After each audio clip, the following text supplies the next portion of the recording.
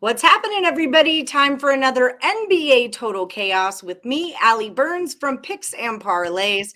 We're brought to you, of course, by FanDuel Sportsbook.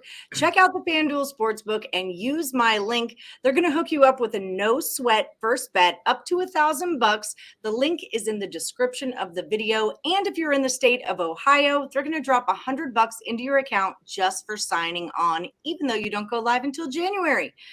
Today, I have two expert handicappers that tied last week. So this is a rematch. You guys both went 3-2. Awesome. You made the viewers some money, but we're coming back at it. I've got 3 NBA games that happen on Wednesday, November the 2nd. They're going to tell me if they go over or under the total. Whoever gets the most correct is the champ. I've got Dre Richardson here. Dre, 43-25. 4-1. Oh, I did not adjust that part of it. But yeah, 43-25 is your chaos total. How are you feeling about it today? Pretty good. The last 2 times I was on chaos, I did pretty well. So I'm ready to keep it going. You are a chaos crusher. Tim Earle, you're evening out 48-50-3. But I mean, you're getting there, man. I'm getting closer, and I think I get one game better each and every time. So about next week, I'll be back up to equal. Yeah. The thing with Tim, just for our viewers, Tim had like 2 just bad weeks in a row that kind of crushed him, but he's been working his way back all this time. So don't you put the lights out on Tim Earle just yet, everybody. All right, so we're gonna get to it. Dre, you have the better record, so you're gonna go first. All right. Okay. Pistons at the Bucks. It's a 224. What do you got on this one? These teams just played. There was 218, and so it's a pretty close line. I don't think the Bucks are going to let the Pistons get that close to beating them again. So I think the defense is going to be a lot better. I'd be surprised if the Pistons do score 100 points in this game, honestly. I'm going to take the under, even though the Pistons are a fast-paced team, and their best chance to win is to force these Bucks into a transitional game. I just don't see it happening. I see the Bucks causing a lot of mistakes for the Pistons, and it's going to go under again. All right, it is a young team. What do you got on this one, Timothy? Yeah, last time we saw this game, it opened up at a 229, dropped down to a 224. And finished at 218. So I'm going to be on the same page. I'm going to be on the under, although I'll probably end up having some type of money on the Pistons tomorrow. But the Bucks do have the best defense throughout the first 6 games that they've played, only allowing 103.8 points a game.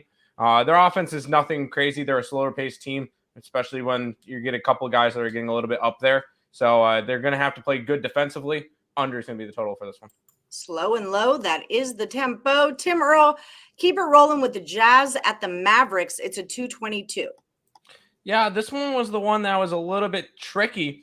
And Dallas is actually a little bit different from last year, because I remember last year they were a heavy under team. 5-1 to the over so far. And I believe the Jazz will play up tempo with them. I'm going to go over in this game, over the 222. I could see the Jazz just putting up some points. I'll probably have some type of money on the Jazz as well. I think this is going to be a higher scoring game. We've seen Utah actually be able to put up some points, 117.5 per game. And they've been pretty solid throughout the beginning of the year. Let's go over. It was a little risky with that team. I wasn't sure how to feel about the Jazz after losing some of those dudes. But all right, Jazz, I see you. It's all right. Dre, what do you got here?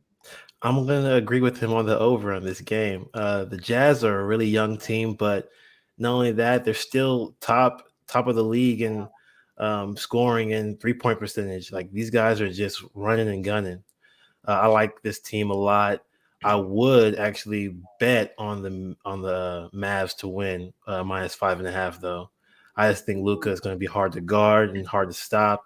But I'm going to go over this game. This is going to be a track meet. That's the only way this team can win. But unlike the Pistons game, I think the Jazz can actually succeed in making this a fast-paced game. Fair. So if there's a tiebreaker and you guys agree on this one, you want Mavericks minus 5, you want Jazz plus 5?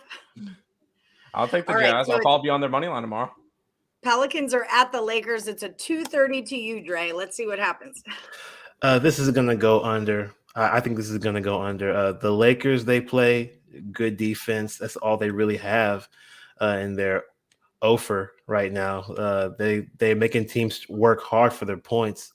Darvin Ham's a really good defensive coach, and I think that he's going to keep things going on the defensive end versus this Pelicans team who is really good in the paint. Also, what's going to hurt the over is that Brandon Ingram's not going to play this game tomorrow, so it's going to be a lot less scoring on the 3-point end, I think. So it's going to be more of a paint presence and close 2-pointers, and it's going to go under. All right, Tim, what's your take? We won't have to worry about a tiebreaker. I'll take this game over. The Pelicans move at a high pace. Sure. With Brandon Ingram in, they scored 130, 124, and 121. And they're still they scored 113, 111, and 112 with him out. So it's a couple point difference, but you're going up against the Lakers, who have not. I mean, we've made some money with them, fading them. That's not the point. I think the Pelicans are going to control the pace of the game. They're going to go high tempo. Zion's fully back and good to go, and I think that they'll be able to work in the paint. Davis is still banged up. He always seems to hurt his back sometime during the game. It's a problem with most big men, and he's definitely gonna get beat up in this game, especially going up against Zion the entire game. So and Valanciunas. So I'll take this game over. I definitely think we will see some points in this one. I was going to say, how bad do you think Anthony Davis really wants to face Zion? I don't think very bad. I don't think that's like circled on his calendar, like today's the day. No, I would sit that one out too. All right. So we're going to do a quick recap, but I want to let you know where you can find the premium plays from both of these guys. It's over at picksandparlays.net. Our promo code is NFL, and it's going to save you 20% off of whatever is in your cart at checkout, which means you could get both of their packages, put them in your cart, use NFL, save the 20%. Dre, what do you have lined up over at the site? I'm still posting picks every day. I'm also doing more active prop bets on my Twitter account as well, B Kaepernick. I gave out a shameless, easy Derrick Henry plus 2 touchdowns for plus 300, and that easily hit.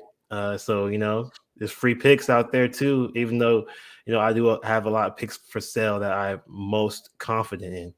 Yes, absolutely. The best bets you buy, the free bets, find them on Twitter. And the World Cup is like happening. It's like now it's going on. And Dre is your soccer dude. So follow him at B Kaepernick for sure. Tim Earle, tell the people what you've got going on over at picksandparlays.net. No, we got everything. We're not putting up any plays for the World Series because me and Nick differ on it. Go Astros. But NFL, college football, NBA, NHL. By the way, number 1 in NBA on the site, 44-40, up 735 right now as we're recording this. And then I just started doing right before chaos. I was starting to put in numbers for college basketball. That is 6 days away, and there's like 150 games going. There's 3 pages on my spreadsheet.